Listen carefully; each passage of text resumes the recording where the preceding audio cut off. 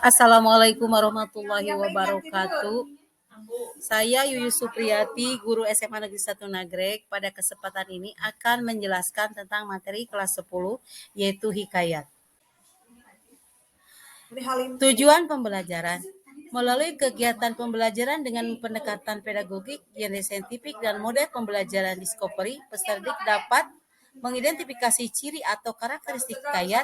2. Mengidentifikasi nilai-nilai yang terdapat dalam hikayat dengan pola penyajian karakter tokohnya dan nilai-nilai yang terdapat dalam hikayat dengan rasa ingin tahu, responsif, dan tanggung jawab selama proses pembelajaran dan bersikap jujur serta percaya diri.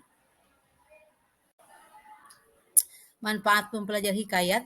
Manfaatnya adalah memberi kesan dan pesan bagi pembaca. Meski hanya berupa tulisan, tapi karya sastra ini menjadi kaya bermanfaat dalam memotivasi maupun menghibur pembaca dan pendengar. Dimulai dengan pengertian hikayat. Salah satu karya sastra lama yang memiliki bentuk prosa yang di dalamnya mengisahkan mengenai kehidupan dari keluarga istana, kaum bangsawan, ataupun orang-orang ternama dengan segala kegagahan, kehebatan, kesaktian, ataupun kepahlawanannya. Selain dari itu, dalam hikayat tersebut juga diceritakan mengenai kekuatan, mukjizat, dan semua tentang kesejahteraan.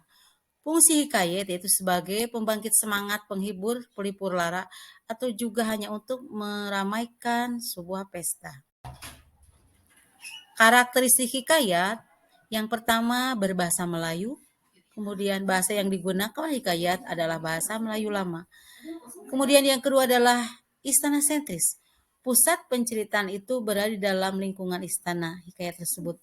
Hikayat seringkali bertema dan berlatar belakang kerajaan. Hal tersebut dapat dibuktikan dengan tokoh yang diceritakan, yaitu raja, pangeran. Selain dari itu, dalam cerita selalu dikisahkan di dalam negeri yang didampingi oleh raja dalam suatu kerajaan. Kemudian, dalam hikayat terdapat pralogis atau kemustahilan.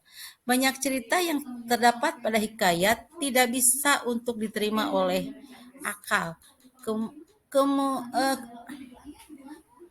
Hal itu erat kaitannya dengan segi penceritaan. Berarti, pralogis ini juga seperti contoh bayi yang dilahir dengan pedang, dengan tombak, dan sebagainya.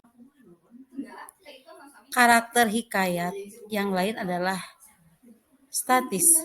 Dalam hikayat memiliki sifat yang kaku dan tetap tidak berubah. Kemudian kesaktian.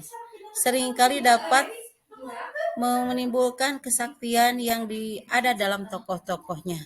Contoh seperti Syapari yang bisa mengalahkan Garuda dan Indra Bangsawan yang bisa mengalahkan raksasa yang bernama Buraksa. Selain itu, karakteristik lain adalah antonim. Antonim adalah dalam setiap karya hikayat tidak terdapat pengarang. Hal ini dikarenakan karena hikayat disebarkan dari mulut ke mulut. Artinya pencerita ke pencerita lain dan pencerita lain juga menginformasikannya melalui cerita lagi.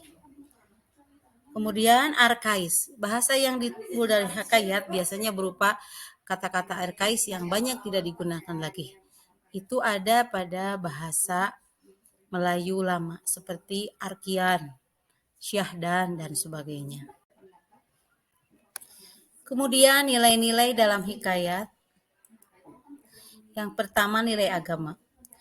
Nilai agama merupakan nilai dari pesan hikayat yang berhubungan dengan ketakwaan terhadap Tuhan.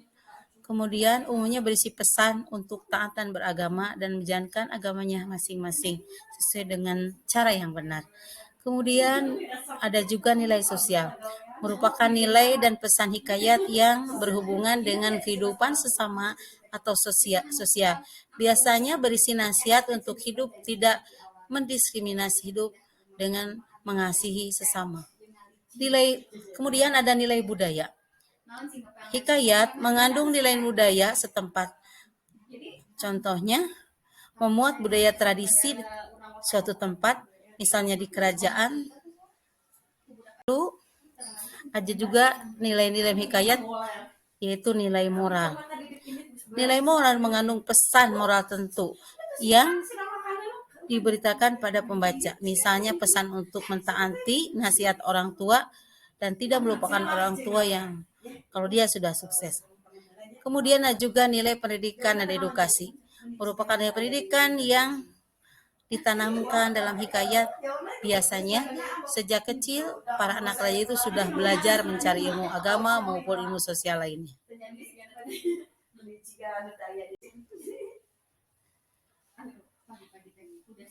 Kemudian karakteristik cerita Indra Bangsawan dapat dilihat dalam cerita berbahasa Melayu klasik, istana sentris, pralogis, statis, juga ada kesaktian, antonim. Juga nilai-nilai hikayat Indra Bangsawan itu ada nilai agamanya, nilai sosial, nilai budaya, dan nilai agama. Demikian yang bisa saya sampaikan. Terima kasih. Assalamualaikum warahmatullahi wabarakatuh.